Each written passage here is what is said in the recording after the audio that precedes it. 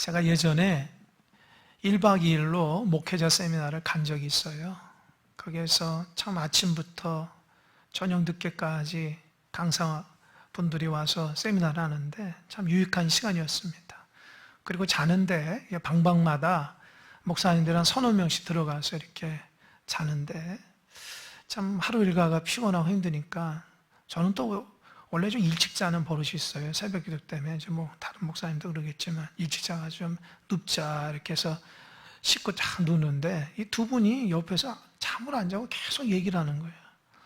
그래서 다른 방에 가서 자라고 얘기할 수가 없어서 나도 그냥 누워가지고 그냥 들었어요. 근데 듣다 보니까 너무 은혜가 되는 거예요. 그러니까 어떤 목사님이 자기가 어떻게 은혜 가운데 신학을 해요. 참 이렇게 믿지 않은 가정에서 살다가 대학교 때 예수님을 영접해가지고 또 예수님이 너무 좋아가지고 신학 얘기를 거는데 집안에서 반대가 많았다는 거예요.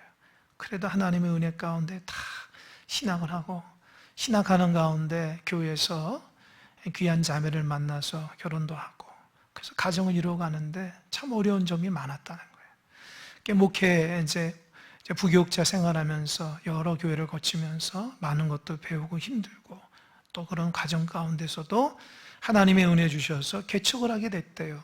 개척을 하는데 뭐가 있어야죠. 아무것도 없는데 하나님 앞에 기도하니까 기적적인 하나님의 은혜 가운데 개척을 하게 되는데 참 개척하면서 참 힘들고 어려운 일이 많았다. 그러면서 그 목사님 할 수 있는 건 그저 강대상에서 하나님을 울면 하나님이 그 다음날 또 응답하시고 하나님 또 그 다음날 응답하시고 그런다는 거예요. 그러니까 십자가 밑에서 그냥 눈물을 흘리지 않을 수밖에 없는 하나님이 그렇게 은혜 가운데 인도해 주셔서 제법 교회가 이제 은혜 가운데 성장하고 있다 그 얘기를 하는데 제가 누워있다가 그냥 앉았어요. 가까이 가서 듣는데 마음에 감동이 오는 거예요. 세미나 강사분들 얘기하는 것보다 그 목사님이 얘기하는 게 너무 마음에 감동이 돼요. 그러니까 그 다른 목사님도 자기 교회 얘기를 쭉 얘기하는데 또 그분도 은혜되고 저도 나도 그동안 사역하면서 은혜 받았던 믿음의 얘기를 딱 하는데 그날 밤에 잠을 많이 못 잤습니다. 왜요? 그런데도 피곤치 않고 은혜 얘기 때문에 마음에 막 감동이 밀려오는 거예요. 여러분 참 믿음의 이야기는 우리를 영혼을 솟생케 합니다. 얼마나 은혜되는지 몰라요. 오늘 본문의 말씀이 바로 그런 얘기예요. 32절 보니까 히브리서 기자가 그런 얘기를 하잖아요. 내가 이런 믿음의 이야기를 하려 하면 시간이 모자르다. 내가 밤을 새서 며칠 밤을 새서 믿음의 이야기를 얘기하고 써도 다 모자르다. 그게 뭐예요? 성경의 모든 이야기가 이 성경 저자 입장에서는 다 믿음의 감동의 얘기를 하는 거예요. 여러분 히브리서 11장은 믿음장이라 했잖아요. 제가 하나님 앞에 기도하면서 하나님 어떻게 말씀을 전할까요? 오늘날 기도하는 하나님 히브리서 11장 말씀을 읽으라는 감동을 주세요. 그래서 읽는데 제 마음속에 이 마음속에 막 이렇게 불끈불끈 하나님의 은혜가 막 솟는 거예요. 그래서 우리 성도들과 함께 하나님 말씀 함께 보라는 그런 의미인가 보다 생각해서 히브리서 말씀을 공부하고 그래서 전체 4번을 해가지고 말씀을 전하게 됩니다. 오늘은 마지막 시간이에요. 첫 번째 기억 남십니까? 첫째 파트는 믿음의 정의 그리고 아브라함 믿음의 조상 아브라함 이전에 아벨과 에녹과 노아의 믿음의 이야기를 했습니다. 기억나세요? 기억나신 분이 별로 없죠. 다 기억하면 여러분 머리 아파서 못 살아요. 또 잊어버리고 또 읽어보고 또 잊어버리고 다시 한번 듣고 이렇게 하는 거죠. 두 번째 이야기는 믿음의 조상 아브라함과 그의 아들 이삭과 그의 아들 야곱과 그의 아들 요셉의 족장들의 믿음의 이야기였어요. 세 번째, 지난 시간 기억하십니까? 모세로부터 시작된 출애굽의 역사를 통해서 가나안 땅에 들어가는 믿음의 이야기입니다. 오늘은 가나안 땅에 들어가서 살아가는 사사시대부터 신약시대 그 얘기예요. 쉽게 말하면 성경 전체에 대한 얘기를 하는 거예요. 근데 성경 전체를 이 히브리서를 기록한 저자는 다 믿음의 이야기로 봤다는 거예요. 감동의 이야기로 봤다는 거예요. 우리 교인들은 그런 사람이 없겠지만 어떤 사람은 그래요. 성경이 너무 지루하고 힘들어서 성경을 보고 나더니 막 졸리고 힘들다고 막 지루하다고. 우리 교인들은 그런 사람 없죠? 조사를 좀 해봐야 되겠네요. 만약에 그런 분이 있으면 히브리서 저자한테 가면 야단 맞을 거예요. 하나님의 이야기가 얼마나 은혜가 감동이 있는데 무슨 소리냐? 여러분, 감동 있는 한 편의 영화를 봐도 눈물을 주르르 흘리지 않습니까? 그죠? 음악을 들을 때에 감동이 일어나서 정말 전율이 느끼기도 하고, 책을 읽으면서 곱씹으면서 마음에 새기기도 하는데, 살아계신 하나님의 말씀을 듣고 있는데 우리가 감동을 받지 못하면 우리는 뭔가 고장난, 마음이 고장난 인생 아닙니까? 우리 마음속에 하나님의 말씀을 믿음의 이야기로 받고 감동으로 살아가는 여러분 되시길 바랍니다. 지금 이 시대는 감동이 없으면 살아갈 수가 없습니다. 감동이 있어야지 우리의 몸과 마음이 움직일 수 있는 거예요. 형식적인 거 다 벗어버리고 믿음의 껍데기를 다 벗어버리고 알맹이로 신앙생활 해야 돼요. 내가 예수 믿는 명찰 가지고 살아가는 것이 아니라 이 마음속에 새기는 중심에 새겨진 하나님의 말씀으로 살아가야 됩니다. 아멘? 그렇게 감동과 은혜가 있는 신앙인들 다 되시기 바랍니다. 오늘 말씀 보니까 사사시대부터 쭉 얘기하는데요.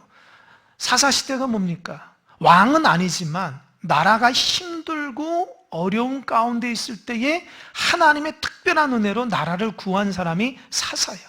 왕이 아니에요. 하나님 세우신 사람이거든요. 오늘 본문의 말씀에 사사가 4명 나와요. 기드온, 바락, 삼손, 입다, 이렇게 4명 나오죠. 이 사람들은 모두 다 하나님의 은혜로 나라를 구한 사람들이에요. 또 그 뒤에 왕정 시대를 걸치면서 위대한 왕 다윗의 이름도 있고, 또 다윗을 세우고 또 나라를 바르게 이끌었던 사무엘 선지자 이야기도 있어요. 그러니까 이 히브리서 기자는 11장 믿음장을 끝내면서 내가 정말 한 사람 한 사람 이야기 하나하나 얘기하면 밤이 새야 된다. 시간이 모자르다. 얼마나 이 마음속에 성경을 통해서 감동을 받으면 이런 고백을 할 수 있을까? 참. 저는 이 글을 읽는데 마음에 감동이 있는 거예요. 여러분, 우리 좋은 곳 가면은 그러잖아요. 막 자랑하잖아요. 맛집 가도 막 자랑하잖아요. 그것처럼 하나님의 말씀 있고 감동받으니까 만나는 사람에게 내가 너무 감동받았다. 근데 성경을 읽으면서 감동받았다고 얘기하는 사람이 크리스찬 중에 많지가 않다는 거예요. 왜 그래요? 감동을 안 받았든지 간에 감동을 안 받았든지, 또 하나는 말하기 싫든지 두 가지겠죠. 여러분, 우리가 하나님 말씀에 감동받고 복음의 증거의 삶을 살아가야 됩니다. 감동을 잊어버리면 신앙생활 재미가 없어요. 여러분, 동호회에서 뭐 배드민턴이나 축구나 무슨 뭐를 하더라도 재미가 있으니까 나가는 거 아닙니까? 재미가 없으면 나가겠어요? 신앙도 마찬가지예요. 하나님의 은혜와 기쁨이 있어야지 하나님 앞에 열심을 다할 수 있습니다. 아멘? 기쁨을 되찾으시기 바랍니다. 그런데 오늘 본문의 말씀 속에 전체 4가지를 제가 발견했는데요. 이들의 이야기들을 통해서 특징인데, 첫 번째 특징이 뭐냐? 믿음의 사람은 완벽한 사람이 아니라는 거예요. 여러분 중에 완벽한 사람 있습니까? 저도 완벽하지 않아요. 저도 실수투성이고 부족한 게 많이 있습니다. 아마 여러분들도 마찬가지라 생각됩니다. 믿음의 사람이라 완벽하지 않습니다. 오늘 본문에 나오는 기드온, 바락, 삼손, 입다, 다윗 보십시오. 다 허물이 많은 사람이에요. 기드온은 어떤 사람인지 아세요? 기드온 하나님 은혜로 나라를 구했지만 말년에 우상 숭배했어요. 하나님 가장 싫어하는 거. 바락은 어떻습니까? 그가 스스로 막 나라를 구하려고 아니라 여선지자 드보라의 권면을 받고 일어났다는 거예요. 또 삼손은 어때요? 하나님께서 얼마나 큰 힘을 주셨습니까? 그 힘을 가지고 나라를 살려야 되는데 자기의 욕망대로 살아가다가 결국에는 비참한 죽음을 맞이하지 않았습니까? 입다 어떻게 생각하십니까? 입다 또 하나님의 은혜로 나라를 구했지만 자기 생각 가운데 쓸데없는 서원을 해가지고 결국 승리하고 돌아와서 자기를 가장 먼저 맞이하는 사람 하나님 앞에 드린다고 했는데 딸이었어요. 그래서 딸을 어쩔 수 없이 죽였어요. 그러니까 잘못된 신앙을 갖기도 했습니다. 여러분, 우리 생각할 때는 물론 이런 사람이 믿음의 사람이라 할지만 하나님은 믿음의 포인트를 본다는 거예요. 다윗도 마찬가지잖아요. 얼마나 하나님의 사람입니까? 마음이 아픈 종이었지만 그가 왕이 돼서 어떻게 했어요? 우리아의 아내 밧세바를 취하는 간음죄를 짓고 또 어떻습니까? 그 우리아가 알까봐 은밀하게 요압 장군을 통해 가지고 최전방에 보내도록 해서 죽이는 살인죄를 지었거든요. 생각해보면 위에서 기록된 사람들은 우리 윤리 도덕적인 기준으로 봐도 참 한참 모자른 사람들인데 이 사람들은 믿음의 반열에 올랐다는 거예요. 이게 뭐죠? 세상에 바라보는 눈과 하나님 바라보는 믿음의 포인트가 다르다는 거예요. 그 말은 우리에게 소망이 됩니다. 우리도 믿음이 부족하다고 느끼잖아요. 그러나 우리를 부족하다 여기지 않고 하나님의 사람으로 받아주시는 은혜가 있음을 믿으시기 바랍니다. 그래서 그 은혜를 잊어버리면 안 돼요. 내가 잘해서 하나님 앞에 인정받은 것은 당연하지만 내가 잘한 것도 없는데 나를 하나님 백성 만드는 것은 만들어주신 거 감사해야 되잖아요. 그 은혜를 잊으면 뭐라고 그래요? 배은망덕한 사람이라고 그러잖아요. 인간적으로도 배은망덕한 사람을 어떻게 해요? 상종하지 않잖아요. 하나님은 그러나 우리를 그렇게 보지 않고 불쌍히 여기고 우리를 지키시고 인도해 주신다라는 거예요. 그러니까 우리도 믿음의 길을 걸어갈 수 있다는 거예요. 왜요?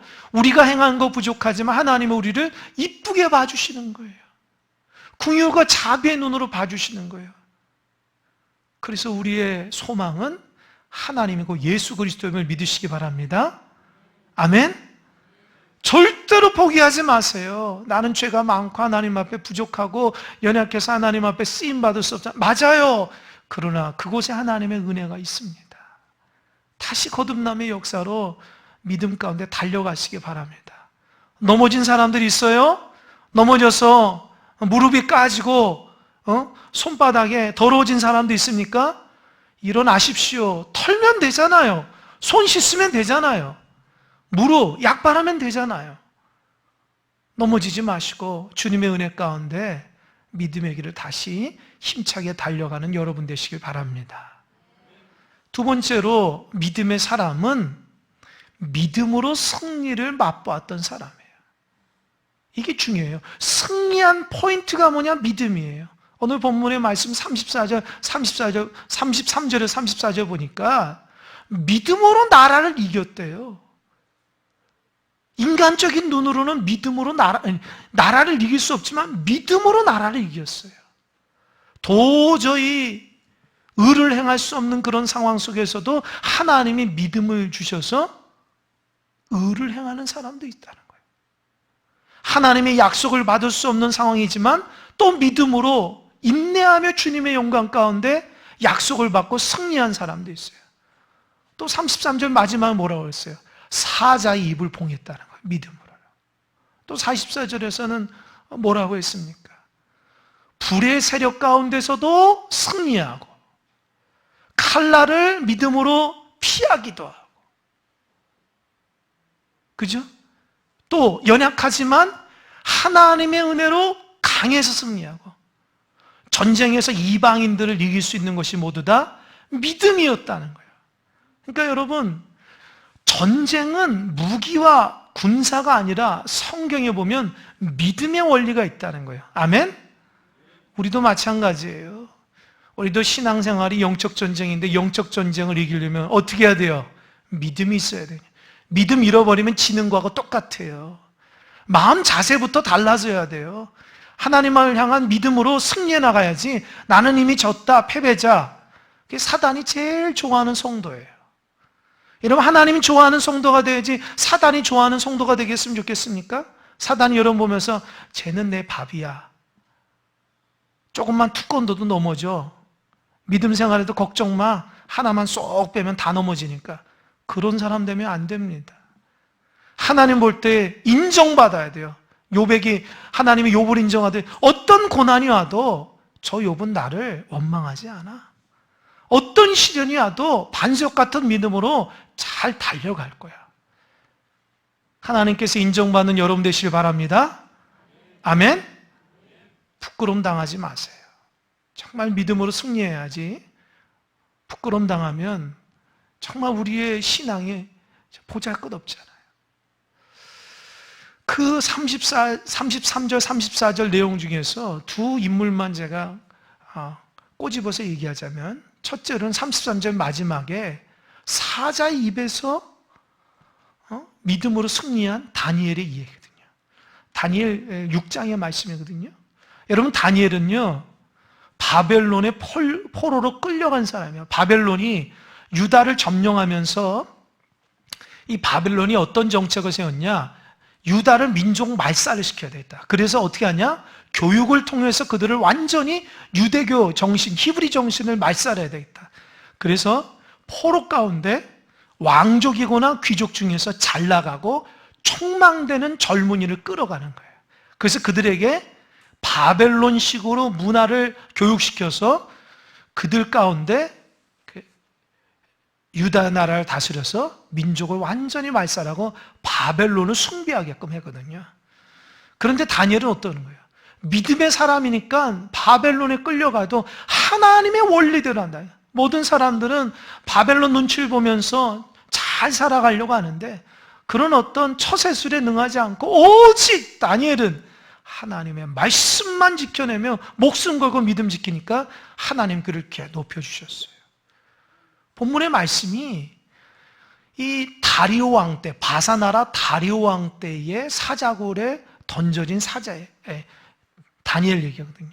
이 다리오 왕이 얼마나 나라를 크게 다스렸냐면 이 나라가 다리오 왕 밑에에 총리가 3명 있었어요. 그리고 그 밑에에 우리가 무슨 도지사처럼 방백들이 120명 있다. 120도예요. 120도. 우리나라 몇 도입니까? 몇 개 안 되잖아요. 그런데 바사나라는 120도의 방백들을 다 거는 어마어마한 나라에 다니엘이 총리 중에서 첫 번째라는 거예요. 그러니까 바사나라의 넘버 2라는 거예요. 그러니까 하나님의 은혜로 올라간 거예요. 뭐 다 얘기할 수 없지만 하나님께서 다니엘에게 지혜를 줘서 꿈을 해석함으로 지혜를 주셔서 나라를 잘 다스림으로 국무총리까지 된 거예요. 근데 바사나라 사람들이 시기 질투하는 거예요. 아니 우리가 어떻게 저 포로놈한테 지시를 받냐? 다니엘을 어떻게 하면 죽이려고 시기와 질투를 하는데 오랜 세월 봐도 다니엘은 약점이 없는 사람이에요. 완벽한 사람이에요. 퍼펙트하다고요. 일하는 거나 모든 사람과의 대하는 거거나 그가 나라를 충성하는 모든 것들이 흠잡을 데 없는 사람이에요. 그러다가 어떻게 하면 다니엘을 내칠까 하다가 이 신하들이 의논해서 딱 보니까 한 가지를 발견했어요. 그게 뭐냐? 다니엘은 바사나라에 와서도 그가 하나님을 믿고 있다는 거예요. 그가 하루에 3번씩 기도한다는 거예요. 아, 그거를 딱 약점을 잡고 다니엘을 죽이려고 어떻게 하냐? 일제히 신하들이 다리오 왕한테 갔어요. 다리오 왕이시여 만수무강하옵시고 왕의 권세가 하늘까지 높아지길 원합니다. 앞으로 왕이시여 왕의 권세를 위해서 앞으로 한 달 동안 사람이나 신에게 절하는 사람이나 기도하거나 예배하는 사람을 다 사자굴에 집어넣으십시오. 다리오 입장에서는 좋잖아요. 신하들이 자기 발로 와가지고 자기를 높여준다고 하니까. 그래서 좋다 해가지고 왕의 도장을 어인을 콱 찍었어요. 그리고 전국 120도에 다 보냈어요.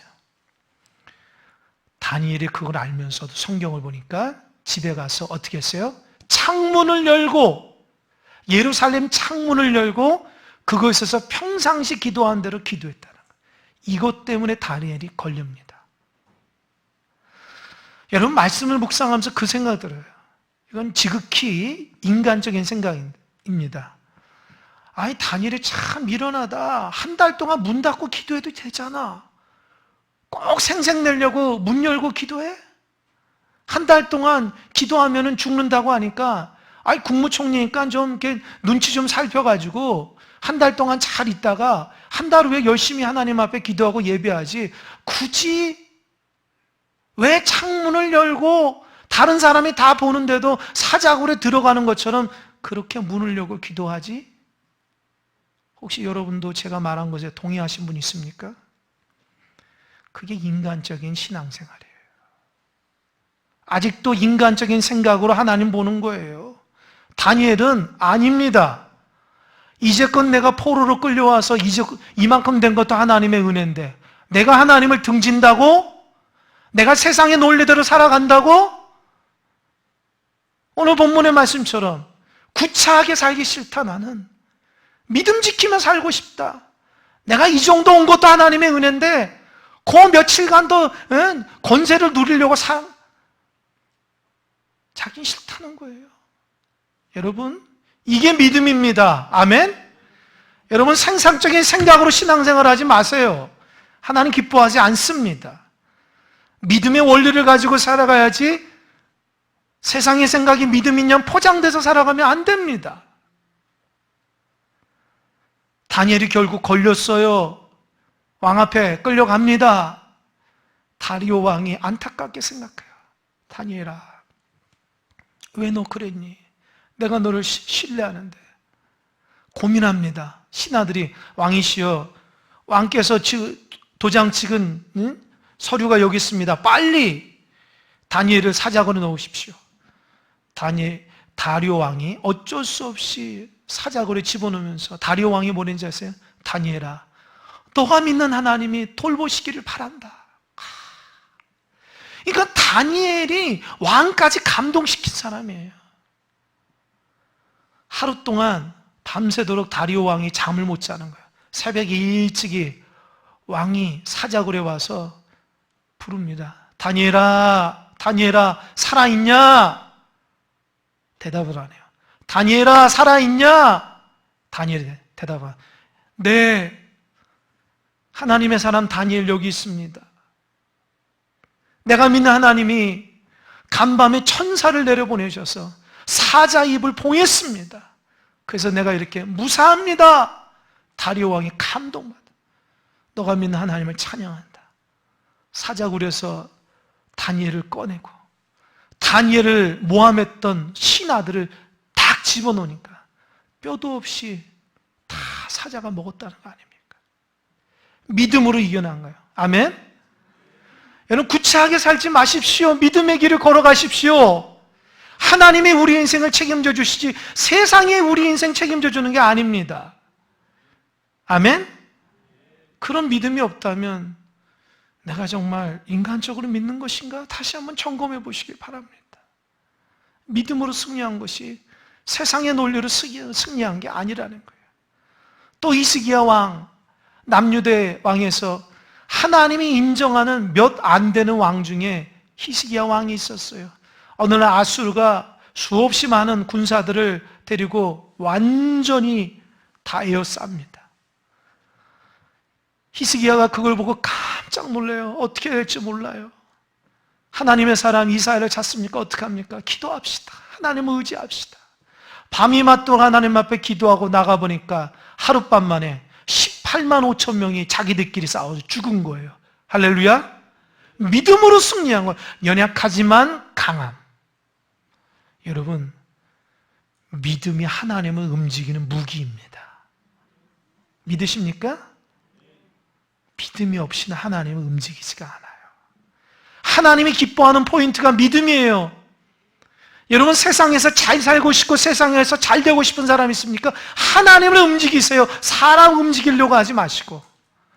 사람 움직이면 요만큼밖에 못 와요. 하나님이 움직이면 이만큼 올 수 있고 사람 움직이면 뒤통수 맞을 수도 있어요. 조심해야 돼요. 살아계신 하나님이 우리 인생을 책임져 주시는 겁니다.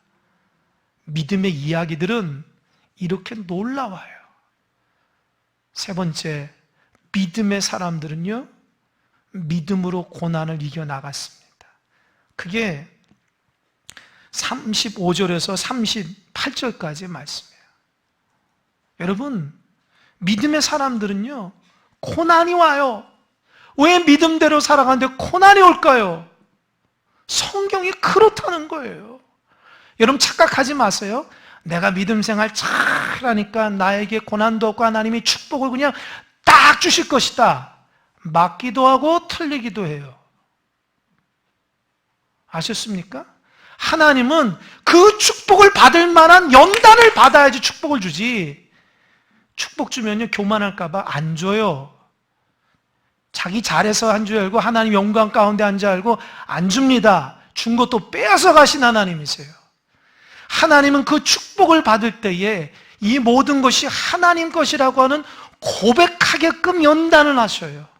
처음부터 끝까지 하나님이 하신다고 하는 믿음으로 살아가게끔 한다는 거예요. 여러분 간구하는데도 응답 안 되신 분 있습니까?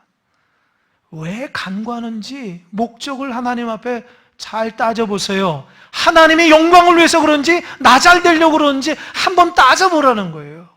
하나님의 영광을 위한다면 왜 하나님이 안 주겠습니까? 우리가 세상 생각 가지고 살아가니까 고난이 오니까 넘어지고 하나님 저버리는 거예요. 믿음의 사람들은 고난이 올 때도 하나님이 나를 연단해서 더 단단한 사람으로 만들어주시는구나, 그런 생각으로 믿음으로 반응한 거예요.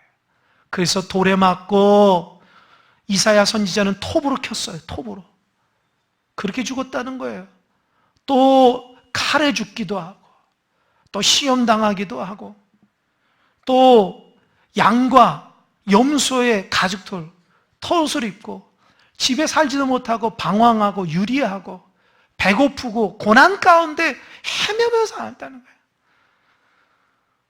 왜 이런 고난을 당하냐고. 믿음의 사람들이 하나님의 원리 가운데 살아가려고 하니까 그래요. 그래서 38절 오늘 주제인데 한번 38절 읽어볼까요? 다 같이 한번 읽어보겠습니다. 시작. 이런 사람은 세상이 감당하지 못하느니라. 그들이 광야와 산과 동굴과 토굴에 유리하였느니라. 저 좀 보세요.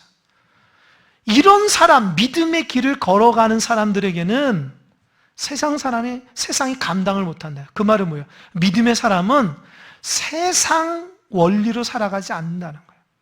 생각해 보세요. 믿음대로 살아가지 않고 세상대로 살아가면, 믿음으로 살아가다가 어려움 만나면 잠깐 믿음 내려놓고 세상 가운데 쭉 살아가도 돼요.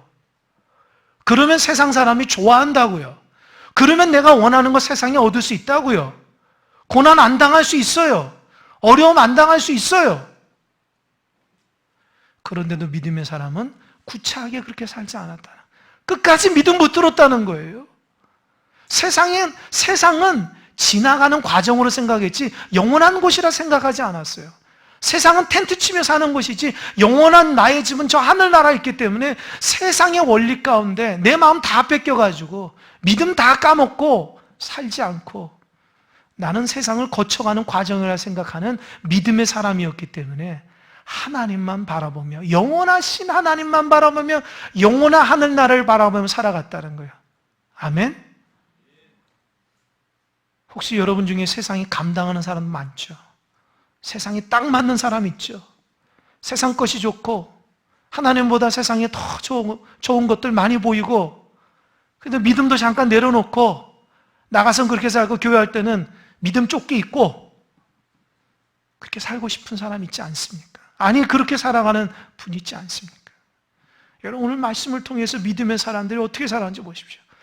이런 사람은 세상이 감당은 안 합니다. 왜요? 세상 원리대로 살아가는 사람은 아니고 하나님, 그러니까 고난을 줘도 다 이겨나가는 거예요. 지독한 사람들이에요. 아무리 고문을 하고 아무리 고난을 줘도 예수 천당 불신지옥 외치며 살아가는 사람들이에요. 이것이 과거에 우리 믿음의 선진들이 살아갔던 모습입니다. 그 선진들이 지금 여기에서 다시 산다면 한탄할 줄 모릅니다. 여러분 갖고 있는 믿음이 그렇게 싸구려냐고 야단칠지 모릅니다. 우리는 그 믿음 하나 때문에 목숨 바쳤는데 여러분 그 존귀한 믿음 가운데 팔아먹고 살아가냐, 그렇게 야단칠지 모릅니다. 제가 말씀 묵상하면서 많이 깨달아요. 어찌 그들은 우리보다 더 힘들고 어려운 믿음의 길을 걸어가는데 어찌 저렇게 믿음의 길을 잘 갈 수 있을까? 이렇게 편안하게 예배하고 이렇게 편안하게 삶을 살고 이렇게 하나님이 축복을 많이 주셨는데 왜 믿음을 다 잊어버리며 살까? 다시 고난의 세월이 와야 되나? 고난 오면은 정신 바짝 차려서 하나님의 믿음의 길을 걸어갈 것인가? 이런 생각이 들기도 했어요. 그들과 우리가 다른 게 뭘까? 그들은 이런 성전도 없었어요. 이렇게 편안한 공간도 없었어요. 그럼에도 불구하고 그들의 믿음이 너무 빛나고 아름답다는 거예요. 자, 우리가 다시 한번 되새겨보고 반성해야 될 대목입니다. 마지막으로 믿음의 사람은요, 예수님을 통해서 완전해지는 거예요. 온전해지는 거예요. 이 부분이 참 중요한데, 여러분 39절 40절의 내용을 보면 그런 내용이에요. 저 좀 보세요. 구약의 성도들은 하나님께서 믿음의 증거를 줬지만 약속을 주진 않았다는 거예요. 그 약속은 메시아에 대한 약속이거든요. 그러니까 여러분 예수님이 오시고 나서부터 기원 전과 기원 후가 나는 거 아시죠? 서기가 나오죠. 예수님이 딱 오시고 나서부터 1년이 시작되는 거예요. 그러니까 구약에 있는 사람들은 메시아를 바라봤지만 메시아를 못 만났어요. 그러나 신약의 사람들은 축복으로 메시아가 온 거예요. 그리고 메시아를 자기 눈으로 봤고 메시아가 우리의 모든 죄를 위해 십자가에 달려 돌아가시고 우리에게 구원과 영생의 길을 열어주셨다는 거예요. 그러니까 이 히브리서 기자는 신약 성도는 수지 맞았다는 겁니다. 신약 성도는 덤으로 축복을 받았다는 성도들이라는 거예요. 구약 성도에 비하면 너무나 많은 축복을 받았다는 거예요. 예수님이 친히 오시고 그 예수님이 십자가 구원의 역사를 통해서 구원받았다는 거예요. 여러분 예수님은 당시에 그 사람들에 비하면 지금 우리를 보세요. 구약의 아브라함 시대에 가나안 땅에서 가나안 땅에 있었던 사람들, 광야 가운데 있었던 그 믿음의 성도들이 타임머신 타고 지금 우리하고 같이 믿음 생활하면 정말 우리를 보면서 한편으로는 부럽고 한편으로는 한탄할 겁니다.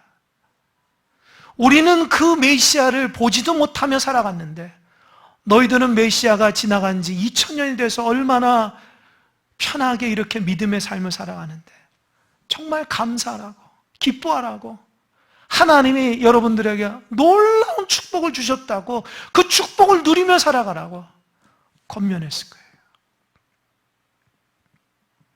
그렇다고 해서 구약의 성도가 우리보다 한참 떨어진 게 아니에요. 왠지 아세요?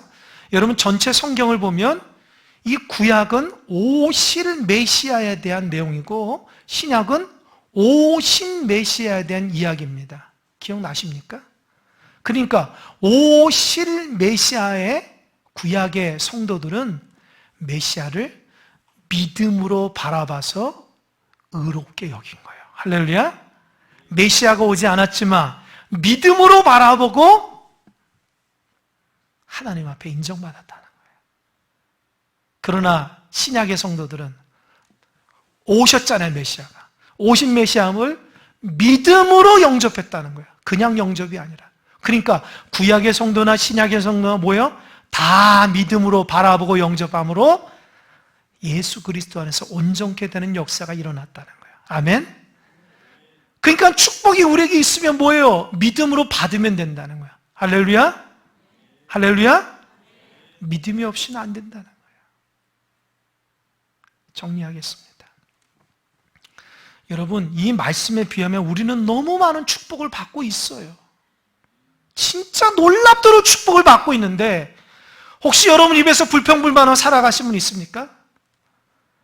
혹시 그게 하나님 앞에 죄가 된다는 거 모르십니까? 여러분, 하나님이 이렇게까지 축복을 주신 역사가 없어요. 이렇게 편하게 믿음 생활 축복 주신 역사가 없다고. 그런데는 뭐가 하나님 앞에 부족해서 우리가 믿음의 길을 잘 못 갑니까? 여러분, 감사하며 믿음의 길을 걸어가시기 바랍니다. 기독교 역사가 그렇게 몇 년밖에 되는 게 아니에요. 수천 년 동안, 아니 하나님이 창조 때부터 올라간다고요. 우리만 신앙생활한 게 아니라 그동안 수천 년 동안 믿음의 사람이 믿음의 길을 걸어갔다고요. 지금 내 중심으로 믿음 생활하니까 하나님이 작게 보이시죠?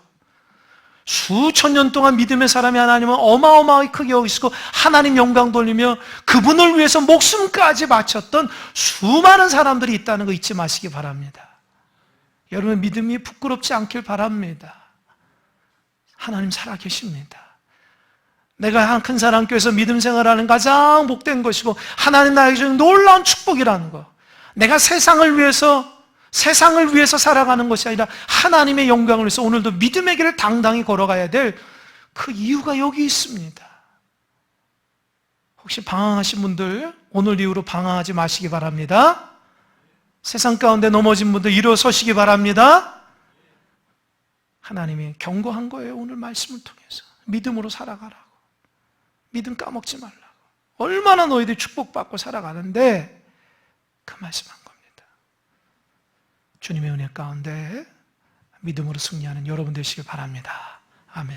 기도하겠습니다.